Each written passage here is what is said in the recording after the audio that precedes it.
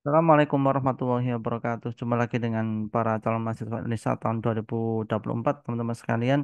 Pada video kali ini saya akan mencoba mengupas keketatan prodi SNBT ya di salah satu kampus di Kota Bandung yang juga sangat banyak peminatnya di UPI, Universitas Pendidikan Indonesia. Kita akan lihat data yang coba saya tampilkan itu adalah 3 tahun terakhir jumlah pendaftar di UPI.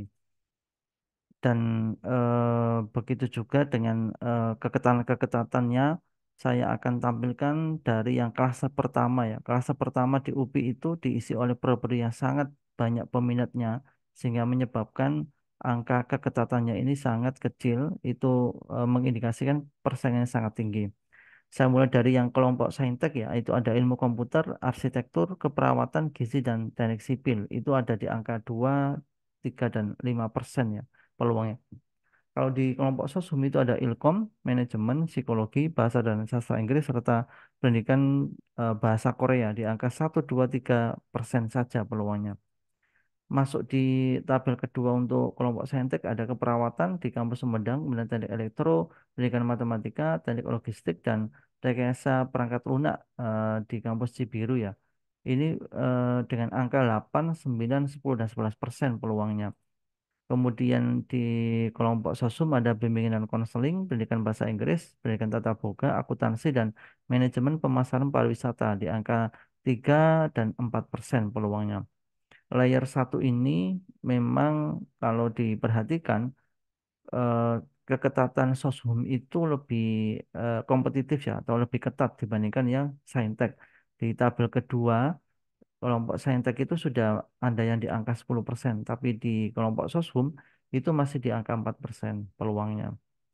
Lanjut di tabel berikutnya ada pendidikan ilmu pengetahuan alam, teknik komputer di kampus Cibiru, dan pendidikan biologi, biologi murni, dan pendidikan multimedia di kampus Cibiru itu dengan angka 11, 12, dan 13% peluangnya. Kemudian kalau di kelompok sosum ada ilmu pendidikan agama Islam, DKV, bisnis digital di kampus Tasikmalaya, pendidikan manajemen perkantoran, dan pendidikan tata busana di angka 4, 5, dan 6%. Berikutnya di kelompok saintek ada matematika, pendidikan teknik arsitektur, pendidikan ilmu komputer, pendidikan teknik mesin, ilmu keolahragaan di angka 14, 15, 16, dan 17%. Kemudian di kelompok sosum ada eh, perpustakaan dan sains informasi, pendidikan bahasa dan sastra Indonesia, pendidikan bahasa Arab, PGSD yang di kampus Siliwangi, manajemen resort dan leisure di angka 6 dan 7%.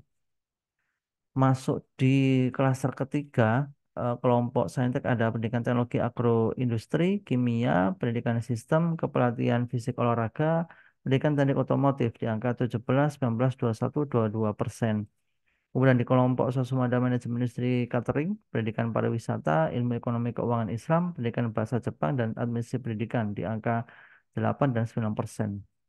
Kemudian ada pendidikan teknik otomasi industri, pendidikan teknik bangunan, pendidikan kimia, pendidikan fisika dan fisika murni di angka 22, 23, 24, dan 25%. Di kelompok sosum ada PGSD yang di Tasikmalaya, pendidikan sosiologi, bahasa dan sastra Indonesia, pendidikan sejarah dan pendidikan masyarakat di angka 9%. Nah, di kelas ketiga ini juga terjadi data yang jomplang ya antara kelompok saintek dan soshum. Kelompok saintek itu sudah masuk di angka 24 dan 5% peluangnya, tapi yang di soshum itu masih 9%. Ini memang banyak sekali ya calon mahasiswa itu memilih prodi-prodi di soshum.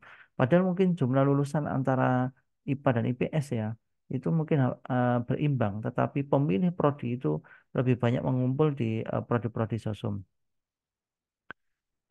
Berikutnya ada sistem telekomunikasi di Purwakarta, kemudian pendidikan teknik elektro, mekatronika di Purwakarta, logistik kelautan di Serang, sistem informasi kelautan di Kampus Serang dengan angka 26, 27, 32 dan ini hampir 50% ya yang sistem informasi kelautan, separuhnya keterima.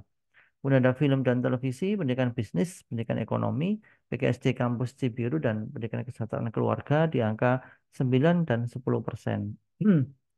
Berikutnya ada pendidikan bahasa Sunda yang lanjutan yang kelompok sasum ya, PG PAUD Kampus Siliwangi, PKN, PGSD yang Purwakarta, dan teknologi pendidikan di angka 10, 11, dan 13%. Kemudian ada pendidikan khusus, pendidikan IPS, pendidikan geografi, sains informasi geografi, dan pendidikan akuntansi di angka 13, 14 dan 15%. Kelompok-kelompok prodi sosum, teman-teman, ini perlu diperhatikan betul ya. Walaupun nama-namanya tidak banyak ditemukan di kampus lain, tapi peminatnya juga cukup banyak sekali ya. Menyebabkan keketatannya itu masih di bawah 20%. Kemudian ada PKSD Kampus Sumedang, survei pemetaan, pendidikan jasmani kesehatan, pendidikan bahasa Jerman, dan pendidikan kepelatihan olahraga di angka 15, 16, 17, dan 18%. Berikutnya ada pendidikan seni tari, kewirausahaan di Tasikmalaya, pendidikan seni musik, kemudian prodi musik, PKSD Kampus Serang di angka 19 dan 20 serta 22%. Lanjut ada PG PAUD yang Cibiru, kemudian PG PAUD yang Tasikmalaya, seni rupa dan kerajinan, PG PAUD yang Purwakarta, industri pariwisata di angka 26, 28, dan 29%. Kemudian ada PG PAUD yang di Serang, kemudian bahasa Prancis, PGSD pendidikan jasmani, desain produk industri, PGSD pendidikan jasmani di angka 29, 37, 44, 52, dan 65% ya. Ini lebih dari separuhnya keterima. Tahun ini UPI itu juga membuka dua prodi baru ya, kedokteran dan tekpang, teknologi pangan. Hanya 15 dan 16 yang diterima. Jadi kampus-kampus sekarang banyak yang membuka FK baru ya, dan bisa jadi walaupun ini prodi baru, peminatnya bakalan banyak karena menembus FK-FK yang ada di PTN yang sudah ada itu sangat-sangat ketat, sehingga mungkin mereka akan lebih realistis untuk memilih FK yang ada di kampus-kampus yang baru dibuka prodinya.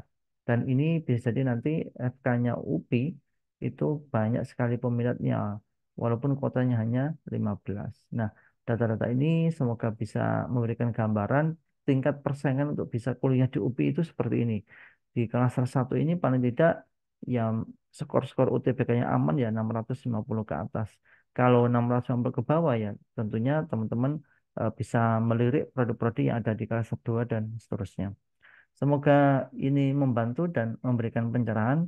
Tetap semangat. Sampai ketemu di video berikutnya. Wassalamualaikum warahmatullahi wabarakatuh.